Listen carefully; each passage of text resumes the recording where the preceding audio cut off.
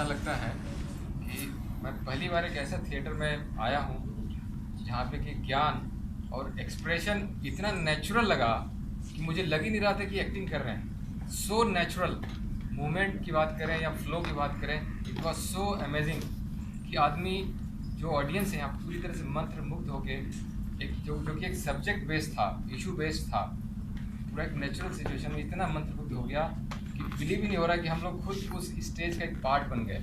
So that was very amazing and hats off to you all जितने भी actors. आप अपनी हर राय को रख सकते हैं जी। सही बात है। और फिर अचानक मेरे कान में एक बात पड़ी, एक कथा वस्तु आपको समझ में आ नहीं रही लगता है, किसी ने ये बोला और अचानक मेरी नींद खुलती है और मैं उसको समझना शुरू करता हूँ, और जिस तरीके से मैं उसको देखता जाता हूँ तो मुझे लगता है कि ये शायद ये हमारी जीवन शैली है जो हम समझना चाहते हैं, और अचानक हम फैंटेसी में चले जाते हैं, सपने में चले जाते हैं और सोचने लगते हैं कि काश ऐसा हो जो जीवन शैली प्रस्तुत तो करता है लेकिन वो सपनों में बन के रह जाती है, वो हो नहीं पाता है। और यही एक चीज़ जो मैंने देखी, उसके बाद मुझे नींद नहीं आई, मैं देखता रहा और जो मैंने महसूस किया कि जो भी डायलॉग डिलीवरी थी और जो शब्द उसमें आ रहे थे, जो हिंदी के शब्द थे जो शायद हमने अपनी स्टूडेंट लाइफ में तो बहुत पढ़ा भी, सुना भी और बोला भी, लेकिन आज जिस तरीके का माहौल है शायद हम हिंदी भूल गए। वो हिंदी के शब्द मुझे वो याद आने लगे जो मैंने अपनी स्टूडेंट लाइफ में उसको महसूस किया था। वो महसूस आज मुझे वो ऐसा महसूस हुआ कि शायद हमें अगर ये सब देखने को मिले और हम लोग ये इसको मैं सत्संग कहूँगा, इस सत्संग में अगर हम बैठना शुरू कर दें तो हमें अपनी जीवन शैली, हमें अपना जीवन सामने नजर आएगा। ये मुझे आज ये महसूस हुआ। धन्यवाद। मैं अखबार में पढ़ा था या फिल्मों में थोड़ा बहुत सुना था। अभी जैसे स्टार्ट हुआ मुझे लगा कि शायद 2 माइक वाइक लाएंगे, कुछ बजेगा, और जब थोड़ा सा स्टार्ट हुआ तो मुझे लगा ये कैसे हम लोग 90 मिनट बैठ पाएंगे, क्योंकि इतने ताम झाम के आदी हो गए ना हम लोग। तो एक नेचुरल रूप में प्रस्तुतिकरण पहली बार देख रहे हैं, लेकिन ये ठीक कहा था आपने शुरू में। और पूनम डॉक्टर पूनम रेवाड़ी से, उनको मैं क्रेडिट दूँगी लाइव कि वो वास्तव में पूरे टाइम बंधे रहे। और ये जो बार बार में अनहद सुनो, ये थोड़ा सा इससे थोड़ा मेरा इंट्रोडक्शन पहले भी है। स्कूल में भी सुबह असेंबली में मेडिटेशन के टाइम मैं बिल्कुल पिन ड्रॉप साइलेंस, मैं कहती बस आवाज़ सुनी, कहीं कुत्ते के भौंकने की, कहीं ट्रैक्टर की, कहीं जनरेटर की, कहीं पक्षी के चहचहाने की, हवा का स्पर्श महसूस करो। तो जब ये बच्चियाँ बोल रही थी तो उससे मैं थोड़ा सा इसको कोशिश कर रही थी मैं इससे जुड़ने की। और इनका जो अभिनय वास्तव में बड़ा क्या बोलना चाहिए, वास्तविकता, बनावटी नहीं, कोई मेकअप नहीं, कुछ भी नहीं, बहुत अच्छा, बहुत ही मैंने इनके साथ दिया है बनाना मेरे साथ। आज बहुत बढ़िया दिन था कि आज मौका मिला है इन सब कलाकारों को जिंदा देखते हुए। बहुत सुना है, ड्रेस भी बहुत सुना है, इनके बारे में लिखा भी है, लेकिन पहली बार आर्टिस्ट को आर्ट करते हुए देखा है। सबसे बड़े मुझे अच्छा लगा ऑडियंस जिस तरह से कलाकारों को सुन रहे हैं और अभी भी सुन रहे हैं। आपने थिएटर में देखा होगा, सबसे पहले जाने लगे।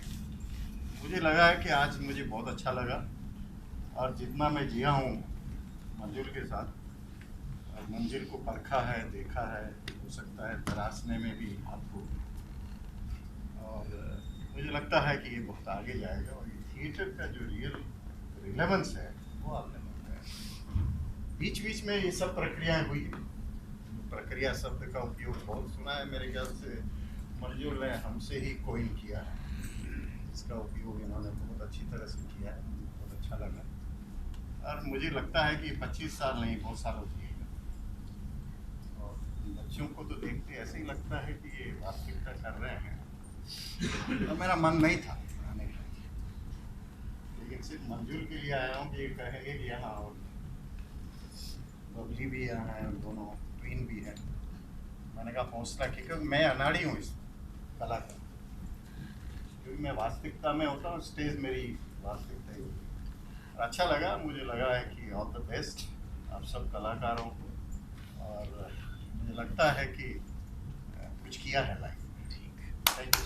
योगेंद्र भाई, जब मैं थिएटर में आता हूँ तो एक स्वाभाविक सी प्रत्याशा लेके आता हूँ कि कोई मुझे कहानी सुनाएगा, पात्र आएंगे, डायलॉग होंगे, आशा उठती है तो अंदर कई समय तक संघर्ष चलता है। मेरे जैसा व्यक्ति हर समय कहता है अच्छा मैं इसको लेख में क्यों नहीं पढ़ सकता, इस बात को मैं क्यों थिएटर देख रहा हूँ, ये मुझे क्या ऐसी चीज़ दे रहा है जो मुझे लेख में नहीं मिलता। और शुरू से आखिर तक शायद ये इसकी एक बहुत बड़ी उपलब्धि है कि जैसे बाकी सब चीज़ों में अनहर्ड है, आज की परफॉर्मेंस का भी बहुत कुछ अनहर्ड है जो शायद हम सब अपने साथ लेके जाएंगे, जो धीरे धीरे खुलेगा। कई बातें जो अंदर तक टिक गई, जैसे मुझे कभी नहीं लगा था कि नदी का विजय नाद हो सकता है, उसकी तलहटी में कुछ ऐसी आवाज़ हो सकती है जो मैं ना सुनता हूँ, जो तमाम तरह की जिन आवाज़ों का जिक्र हुआ, शुरू से आखिर तक मैं अपने साथ एक भाव लेता गया। बिल्कुल शुरुआत में इसने मुझे पहुंचा और आखिर तक मैं यही भाव अपने साथ लेके जा रहा हूँ कि मैं भी तो कितना अनसुना करते थे, शायद ध्यान से सुनना इसीलिए लगता है क्योंकि इतना कुछ अनसुना करते थे। वो बात कहीं टिक जाती है जो शायद लेख पढ़ने से ना टिके, जो शायद किसी कहानी डायलॉग से न टिके। और थिएटर सिर्फ मनोरंजन नहीं, कुछ मनोभाव बदलने का, कुछ दिलो दिमाग बदलने का एक औजार हो सकता है, ऐसा मुझे लगा। लेकिन जैसा मैंने कहा बहुत कुछ अनहर्ड है जो मैं अपने साथ लेके जा रहा हूँ। एक हफ्ते बाद, 2 हफ्ते बाद, 2 साल बाद उसकी भी गांठ खुलेगी, लेकिन 25 साल की मुबारक, एक और 25 का इंतजार। एक लेख पढ़कर उतना असर नहीं होता जो यहाँ सुनकर हुआ है, और कुदरत के, जीवन के, ब्रह्मांड के बहुत सारे पहलुओं से आपने हमें अवगत कराया। और जैसा इन्होंने कहा कि देखकर जो महसूस हुआ, बस इतना कहना चाहूँगी कि वही है कला का सत्व और कलाकार का अस्तित्व। धन्यवाद। फिर से कहता हूँ, कल भी मैंने बात ये कही है, आज 1990 के बाद की युवा पीढ़ी, उस युवा पीढ़ी के पास बहुत खजाना है। गूगल बाबा की जय है, विजय है, हम सब जानते हैं। लेकिन मैंने एक और अनुभव किया है कि उस युवा पीढ़ी के दिमाग में थोड़ा सा प्रदूषण है, और प्रदूषण जो है उसको मैं कहूँ कीचड़ है, और कीचड़ में क्या खिलता है, यही देश में हो रहा है। और इसके बाद इस इवेंट को करने में मैं एक और बता दूं, 25 साल में हमने सरकार से एक पैसा नहीं लिया, किसी फॉरेन फंडिंग से एक पैसा नहीं लिया है। और इस इवेंट को जब एक युवा हमारे साथ काम करने वाले वो आपके साथ लाए हैं, उनका नाम है स्मृति राज। और कलाकारों में ये छोटी सी दिखने वाली है, ये इनका नाम तो साहिली पावस्कर है, लेकिन मैं इनको काकू कहता हूँ, और आप मिलेंगे तो पता चलेगा ये काकू है। जी जी जी। और इनका नाम है कोमल खामकर, लेकिन मैं इनको कठोर कहता हूँ। ये मैं बहुत सारे और विषयों पे नाटक लिखता रहा हूँ जिसकी भाषा बहुत अलग होती है, जैसे बाल मजदूरी विषय तो अलग है, किसानों पे तो अलग है, वो इतना इस तरह का उसका विधान नहीं होता है। ये थोड़े साथियों के लिए लिखा है, कलाकारों में जो सोचने समझने और दुनिया को बदलने का मादा रखते हैं, और आप सब हैं वो। और आज जब उपभोक्तावाद में आज एक दिन का आइडियल सुपरस्टार हो जाता है, हम सब बैठ के देखते हैं, पर जब एक दिन बन गया उसके बाद कोई याद नहीं करता उसको। एक फिल्म की हीरोइन होती है, एक फिल्म का हीरो होता है। ऐसे ही महाराष्ट्र का सुपरस्टार खिताब जीतने के बाद इन्होंने जी टीवी पर बहुत सारे सीरियल किए, और आप बहुत रोए हैं इनका सीरियल देख के, और अचानक ये दूध में मक्खी की तरह गायब हो गई। और गर्भ नाटक देखने के बाद ये आई, और ये सूत्रधार हैं मुझसे उत्प्रेरित किया इन्होंने कि मैं यह अनहद नाटक कलाकारों के लिए, अपनी कौम के लिए लिखूं। इनका नाम है योगिनी चौक। और मैं स्वयं और मेरी टीम दाल रोटी जो खाते हैं वो केवल इसी तरह के थिएटर से खाते हैं और जिंदा है। पूरे 5 साल से इस प्रक्रिया में अपने आप को तराश रही है। उनका नाम है, मैं स्माइली कहता हूं, उनका नाम है अश्विनी नांदेड़कर। और ये हवामान है, इनका नाम है तुषार मस्के। हिंदी पढ़ने वाले हिंदी बेल्ट में मैं ये बता दूं कि ये जन्म से मराठी भाषा, मातृभाषा इनकी मराठी है जी। अब मैं औपचारिक उसको खोलता हूं। आप सब कलाकारों से मिलिए, बातचीत कीजिए और अपनी बात बताइए। जी जाइए।